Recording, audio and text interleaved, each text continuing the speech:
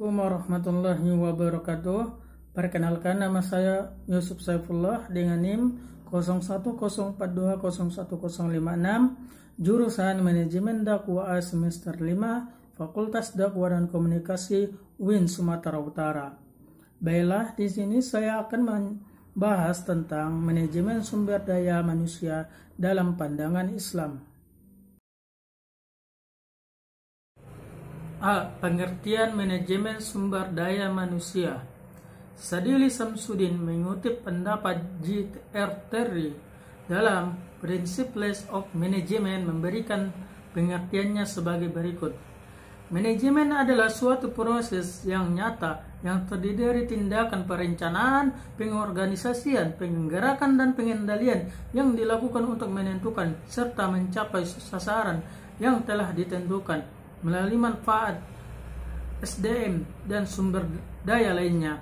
Dalam pandangan Islam, segala sesuatu yang dilakukan secara rapi, benar, tertib, dan teratur, segala sesuatu harus dimulai secara proses yang baik, tidak boleh dilakukan dengan asal-asalan.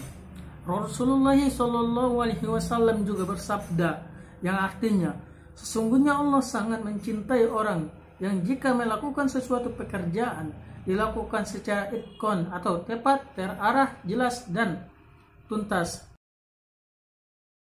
Menurut Shimamura, MSDM adalah pendayagunaan, pengembangan, penilaian, pemberi balas jasa, dan pengelolaan individu, anggota organisasi, atau kelompok pekerja.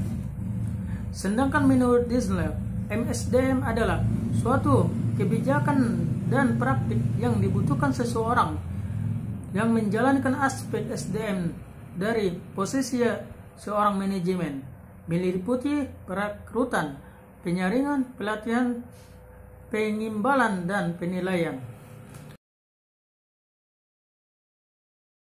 Adapun fungsi MSDM adalah sebagai berikut. Yang pertama, perencanaan. Yang kedua, pengorganisasian. Yang ketiga, pengarahan dan pengadaan. 4, pengendalian. 5, pengimbangan. 6, kompetensi. 7, pengintegrasian. 8, pemeliharaan. 9, kedisiplinan. Dan 10, pemberhentian. Adapun materi selanjutnya yaitu B, prinsip-prinsip Islam dalam pemberdayaan SDM.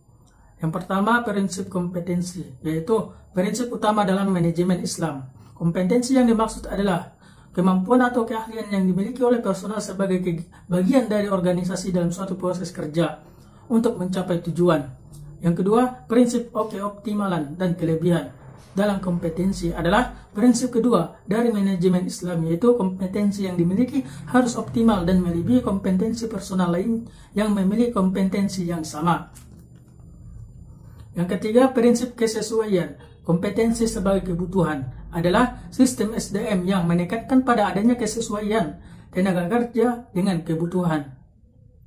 4, prinsip kewenangan dan tanggung jawab, yakni jika seseorang diberi tugas atau amanah untuk melakukan suatu tindakan atau kerja, harus diberikan wewenang dan tanggung jawab dalam melaksanakan tugasnya. 5, prinsip kebatasan wewenangan, yaitu seperti yang telah dijelaskan oleh ayat berikut ini, yang artinya, maka berilah peringatan karena sesungguhnya kamu hanyalah yang memberi peringatan.